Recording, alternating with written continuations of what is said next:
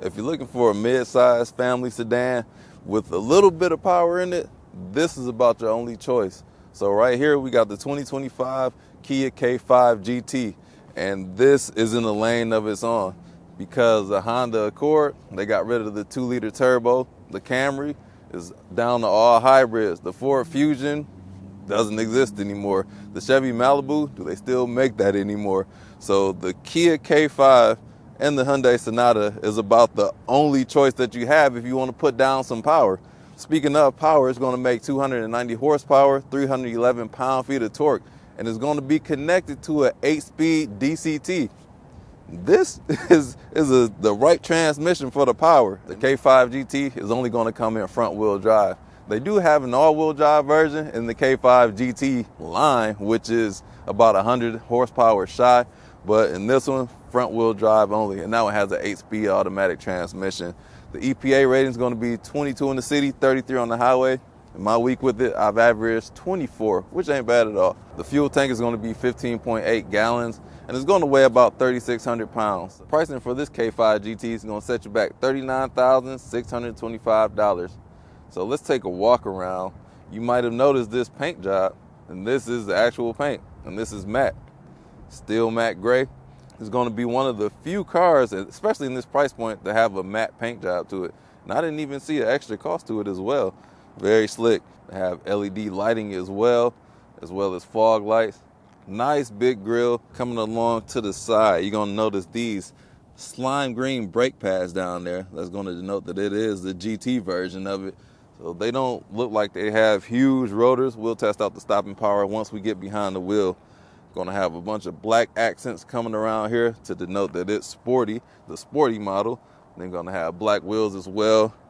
On the rear, we're going to have a quad-ish looking exhaust, kind of look like infinity symbols, sideways H, and we do have a more aggressive diffuser. Very nice style. The design on here is very lovely. I like it a whole lot. Let's take a look up in the trunk, whereas all the kids, you can just stand back here, has a smart feature, and then it'll just pop open, or you can press a button. Do have a decent amount of cargo space in this trunk, and it does have a donut on the bottom. The rear seats going to be pretty easy to get into. Sitting behind myself, I have 2 inches of knee room, and they do have these cutouts in the seat. Hard plastic behind the seats, matte pocket.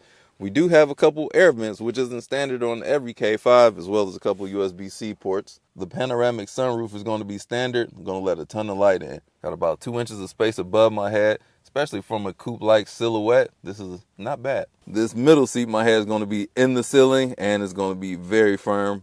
I would only put a small child in this middle seat, and it's more narrow. The front cockpit.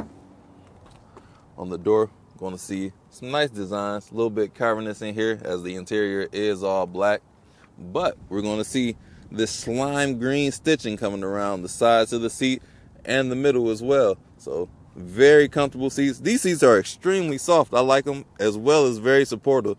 Nice side bolstering, thigh bolstering as well. And as all sporty cars should, we got a flat bottom steering wheel that says GT on it. HVAC controls are slick. If you watched the minivan video, which most likely you didn't, these HVAC controls are going to be all touchscreen minus the temperature control. It's going to double as another screen down here, so you can get to your media, your menu, navigation. It turns into a volume knob. It used to be a temperature control, and that's with the touch of this button.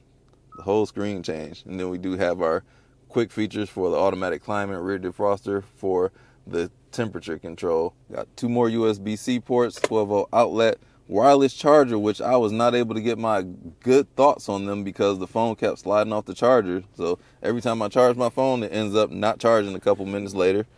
Big cup holders. We do have our controls for the heated seats, heated steering wheel, and ventilated seats, dry mode controls. We have storage before we get into the center armrest, which is pretty deep with another USB-C port in there. The infotainment and cluster is all in one screen, 12 inches, 12.3 inches. They're going to be the graphics are crisp, clear, easy to read, easy to navigate. I like it a whole lot. Lightning fast, get to any screen you want to. Not podcast though, because I don't use that. If you want to get to our home screen, go to the Kia button. Even the native screen is good as well. Very fast, lightning quick. And we even got some cool features in here, like a voice memo feature. I'm a person that loves to take notes, but if you want to, you can use a voice memo feature. Just record what you got to say, boom, save to the vehicle. Slick. Let's take the K5 GT for a spin.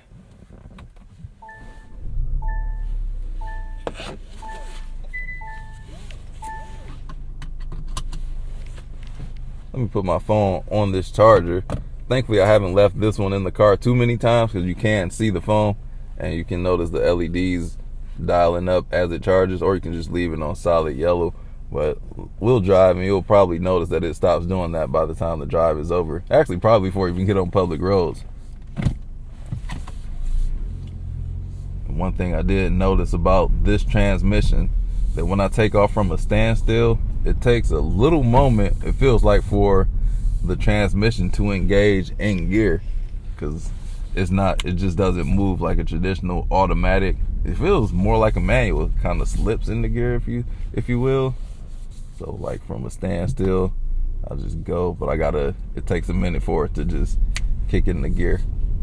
And since we got those bright lime green brakes, I want to test those out, see how we stop. Get the job done. And my phone stopped charging already. Try those brakes again. Was it a little bit squishy? I'll get the job done. But that's what it's like. Can I get out of this parking lot? Because they are redoing my moon simulation, which we'll get to in just a moment.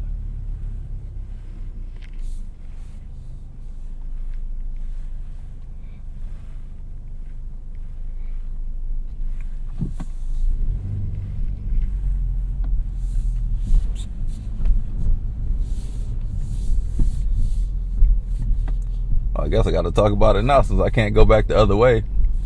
But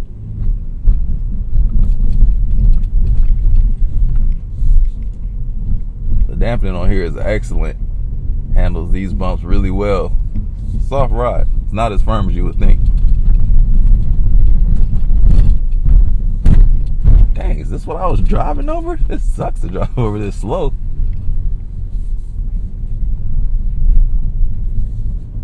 It's not too loud in here at all either. But what we're about to do now, test out the turning radius. I'm going to use this surround view camera here, which this button is right there. Pull over as close to the curb as I can. And then we're going to swing it just so I can see how it is maneuvering one of these in the parking lot. You can tell this camera is slick. It's showing me the curve. Gotta like that feature. Fully lock it. Flying colors. All right, now let's get on to the main roads again. I want to see how fast this is. This does have 290 horsepower, so this is quick. So it's not as engaging as the Elantra and dynamically with the steering and handling, but it is quite quick. Slap that over into manual mode because I want to see what kind of chops it got.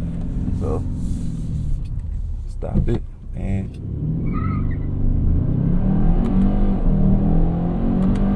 ooh, that is a stout powertrain. I like that. Got some tire squeal as well, and it shifts pretty quick.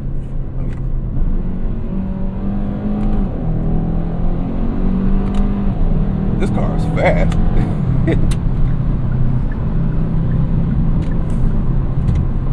Send it back to automatic mode. That was sport mode, tighten things up. But this car is no slouch whatsoever.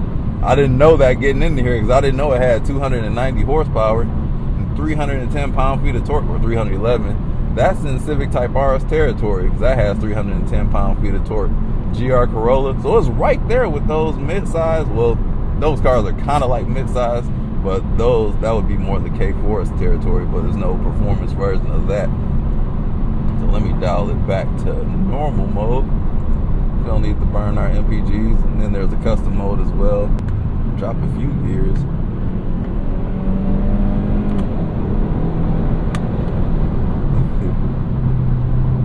This is stout. I like the power of that. go back in the automatic mode. Let's test out the cruise control. So I got it set to 80, and this slowed down nicely. It did not hit on the brakes for me, which is something I gotta highlight, because some manufacturers, once it wants to slow down, it'll hit on brakes. It's better to implement it where you just ease off the accelerator. And I got it set to the closest setting, and it'll hold the line as well. Great feature to have. Now let's see what happens once this vehicle gets off the highway. And will it tell us to hold the steering wheel? Oh, there we go, hitting on brakes. It sees an opening, speeding back up ever so gingerly. It's gonna go up to 80, slowly. Yeah, that's a great system. Something that I do not like about this K5, it's got a lot to fill the shoes of the Accord Sport or the 2-liter turbo Accord that used to be available, but now they got hybrids, so they don't really care about high horsepower. But it doesn't have the steering feel. It lacks steering feel. When I steer this K5, I feel nothing, like absolutely nothing. No road feel. It's just extremely vague. Probably one of the most vague steering feels I've ever driven to date. We're gonna go back to sport mode, back to manual mode. I'll have to get off the expressway and see what that's like. Downshift, downshift, downshift. It's just pretty quickly as well. And it gets up too. As fast as it downshifts, it'll get back up into speed once you got it in the power band.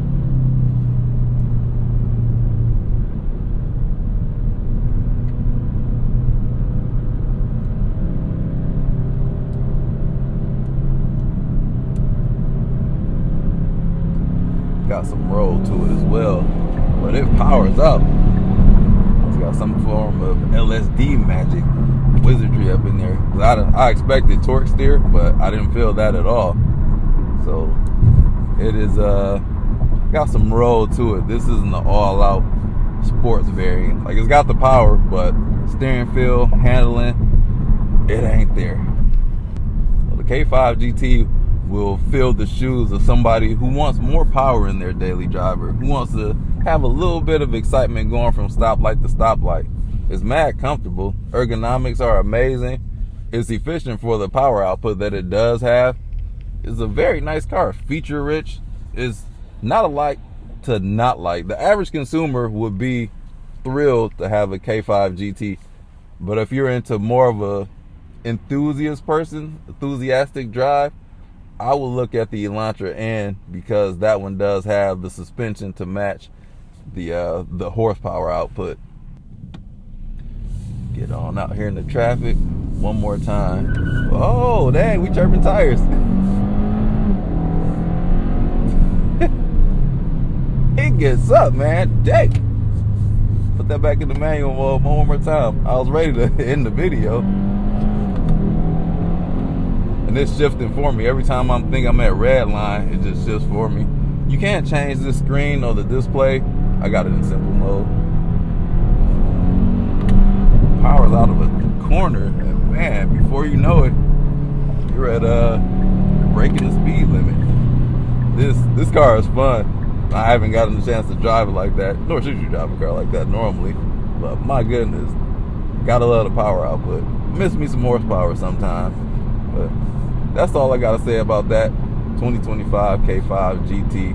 So very nice package, many features galore, but it just doesn't have the chassis, the suspension of what I thought it should have been. They can tune a car to handle, but this one just doesn't have it. It's just a more powerful K5 to me. So if you want to bump up from 190 horsepower to 290 horsepower, then the GT is the way to go. But if you want this in all-wheel drive, the K5 GT line is going to be the one that you have to do. And it has the looks to match, but it just doesn't have the power. But it's got all-wheel drive, so there's that. So if you've experienced, I know someone dropped a comment, they wanted me to review one of these, so I want to know your thoughts on the K5. Does my experience match your experience with the K5? Let me know. Or if you chose one of these over the Elantra N or Sonata, also drop a comment.